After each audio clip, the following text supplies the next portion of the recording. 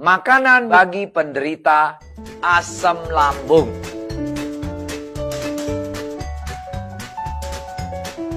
Di dalam video berikut ini kita membicarakan makanan minuman apa saja yang baik untuk penderita asam lambung.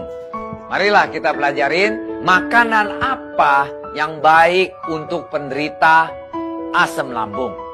Menurut dari researchnya Dr. Ekta Gupta dari John Hopkins University, dia adalah spesialis yang bagian research di sini. Dia banyak rekomen kita makanan-makanan yang cocok untuk penderita sakit lambung. Yang pertama, makanan harus yang berserat tinggi. Kalau menurut Dr. Ekta Gupta. Dia bilang berserat tinggi itu tergabung dari 3 komponennya. Adalah dari yang biji-bijian dan umbi-umbian dan sayur-sayuran. 3 komponen ini kalau biji-bijian itu biasanya dari oatmeal, dari yang namanya beras merah juga bagus yang untuk kita makan. Nah, kalau yang namanya umbi-umbian udah pastilah ubi jalar, kedua juga wortel, buah bit. Dan ketiga sayur-sayuran hijau. Apa aja sayuran hijau yang seratnya tinggi? Asparagus, penting banget. Asparagus itu memang makanan sehat, serat tinggi, antioksidan tinggi, anti kanker. Brokoli juga sama. Dan ketiga, kacang-kacang hijau. Kacang hijau, kacang hitam, kacang merah, all is good. Nah, dengan serat tinggi ini, salah satu alternatif yang kita bisa menghindari penyakit asam lambung. Kedua, adalah karena sifatnya asam lambung itu di mah kita penuh dengan cairan asam, kita harus makan yang basah, yang alkalinya tinggi. Atau kalau kita bilang asam itu pH-nya rendah. Alkali, makanan alkali itu yang pH-nya tinggi. Nah, supaya pH tinggi dan yang pH rendah ini dilabur jadi satu di dalam mah, itu menetralkan kita punya mah menjadi nggak enek, nggak asem. Apa aja yang di list di makanan di dalam pH tinggi ini untuk kita bisa netralkan mahnya kita yang penuh dengan asam lambung. Yaitu pisang.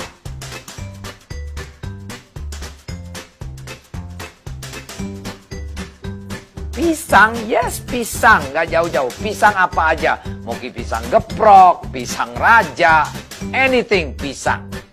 Kedua, melon.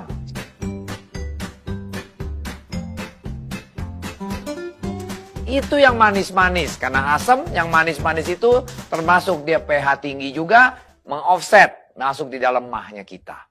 Kembang kol juga baik. Kacang-kacangan, biji-bijian. Buah pir. Buah pir itu pH tinggi, airnya banyak, dan itu alkaline. Kalau kita udah masuk ke dalam untuk offset, kita punya asam. Termasuk anggur, brokoli, wortel. Yes, ini adalah semua komponen-komponen yang baik untuk masuk ke dalam mah kita yang penuh dengan asam, supaya menetralkan asamnya di dalam mah itu menjadi netral.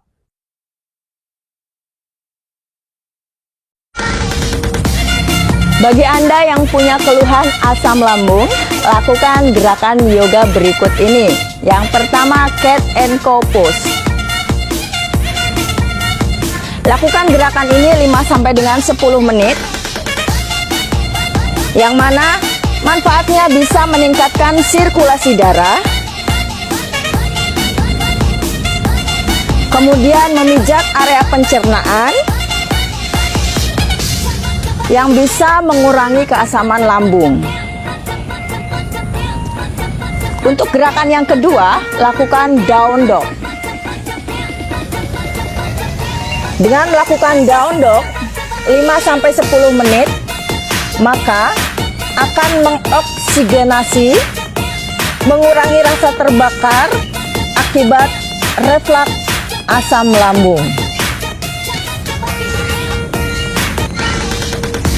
Semoga manfaat, salam sehat selalu, namaste. Assalamualaikum warahmatullahi wabarakatuh. Kembali lagi di channel Bunda Kabari. Semoga kita selalu dalam keadaan sehat walafiat dan selalu dalam lindungan Allah Subhanahu wa Ta'ala. Di video kali ini, Bunda akan berbagi salah satu ramuan alami untuk mengatasi asam lambung, tukak lambung, dan penyakit MA.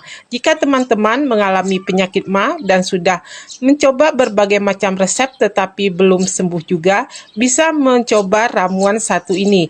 Pertama-tama kita siapkan 2 sendok makan tepung sagu, kemudian ada air putih secukupnya. Selanjutnya kita bisa tambahkan gula aren sekitar 1 sendok makan.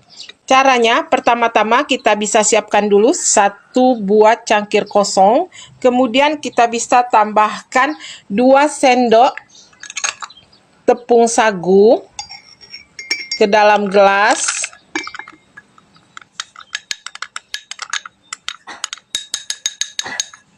Selanjutnya kita bisa tambahkan gula aren. Kemudian kita tambahkan air putih.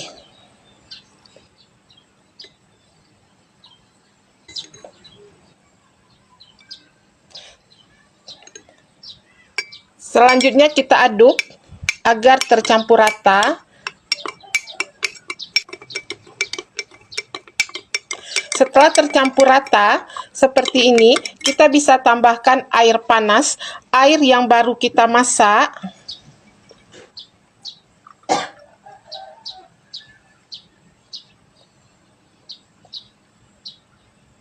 Oke, selanjutnya kita bisa aduk cepat.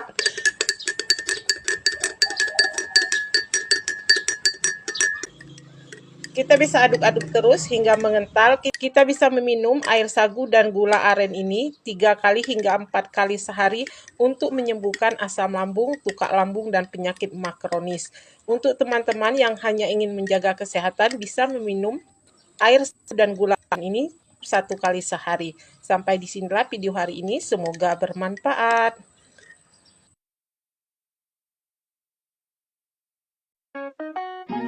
7 gejala asam lambung naik yang harus diwaspadai.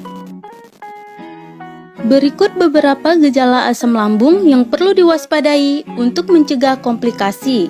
Yang pertama, sulit menelan. Salah satu gejala asam lambung naik yang perlu Anda perhatikan adalah kesulitan menelan. Asam lambung yang naik secara teratur ke kerongkongan dapat menyebabkan iritasi dan luka di daerah tersebut. Bekas luka di kerongkongan dapat membuat saluran pencernaan ini menyempit, sehingga Anda kesulitan menelan. Yang kedua, nyeri dada. Selain sulit menelan, ciri-ciri asam lambung naik lainnya adalah nyeri dada. Nyeri dada biasanya diawali dengan sensasi terbakar di perut bagian atas. Kemudian, sensasi terbakar dari perut akan naik ke dada. Nyeri dada biasanya paling terasa ketika Anda berbaring, membungkuk, atau setelah makan. Bila dibiarkan, Anda mungkin berisiko mengalami GERD. Yang ketiga, radang kerongkongan. Tak hanya menjadi gejala infeksi bakteri atau virus, radang kerongkongan ternyata bisa juga menjadi tanda asam lambung yang naik. Bila Anda menderita penyakit GERD, asam dari lambung bisa naik dan menekan bagian belakang ke kerongkongan. Jika dibiarkan, cairan asam tersebut bisa merusak kerongkongan yang dapat menyebabkan esofagitis. Yang keempat, nyeri atau panas pada kerongkongan. Naiknya asam lambung bisa menyebabkan kerusakan pada lapisan kerongkongan. Kerusakan ini bisa menimbulkan rasa nyeri dan sensasi panas di bawah tenggorokan dan dada, bagian di mana kerongkongan terletak. Seiring dengan berjalannya waktu, naiknya asam lambung ke lapisan esofagus dapat menyebabkan peradangan. Kondisi ini membuat kerongkongan berisiko mengalami luka seperti borok dan jaringan parut. Yang kelima, bau mulut. Tahukah Anda bahwa bau mulut bisa menjadi gejala asam lambung naik? Penyebab utama refluks asam pada kebanyakan orang yaitu sphincter esofagus bagian bawah. yaitu kondisi di mana otot kerongkongan rusak atau mengendur. Bila otot kerongkongan bekerja dengan baik, otot ini akan terbuka saat menelan untuk membiarkan masuk ke perut, kemudian menutup dengan rapat. Namun, otot kerongkongan yang rusak akan tetap terbuka dan memungkinkan asam mengalir kembali ke tenggorokan, sehingga menimbulkan bau mulut. Yang keenam, sendawa. Sendawa merupakan cara tubuh mengeluarkan udara berlebih dari saluran pencernaan bagian atas. Sendawa normal terjadi ketika Anda menelan udara berlebih. Namun, sendawa yang terjadi terus-menerus lebih dari 1 sampai 2 kali dalam waktu yang berdekatan bisa menjadi gejala asam lambung naik. Kondisi ini berkaitan dengan naiknya asam lambung yang membuat kerongkongan menyempit sehingga sulit menelan. Saat kesulitan menelan, udara berlebih tidak bisa dikeluarkan dengan lancar dari dalam tubuh. Yang ketujuh, mulut terasa asam. Bau mulut yang disertai mulut terasa asam biasanya menjadi salah satu ciri-ciri dari asam lambung naik. Bila otot bukaan antara kerongkongan dan perut tidak menutup sepenuhnya setelah makan, makanan dan asam lambung dapat naik kembali ke kerongkongan. Ini yang menyebabkan munculnya rasa asam di mulut. Untungnya, Anda bisa mengatasi hal ini dengan mengubah pola makan lebih sehat. Selain masalah pencernaan yang disebutkan, ada beberapa kondisi lain yang bisa menjadi pertanda dari asam lambung naik, seperti perut kembung, asma, mual, heartburn, dan suara serak. Hal yang juga perlu diperhatikan adalah pasien fibrosis kistik lebih berisiko mengalami asam lambung naik dibandingkan orang pada umumnya. Normalnya, Anda bisa meredakan gejala asam lambung naik dengan pengobatan rumahan.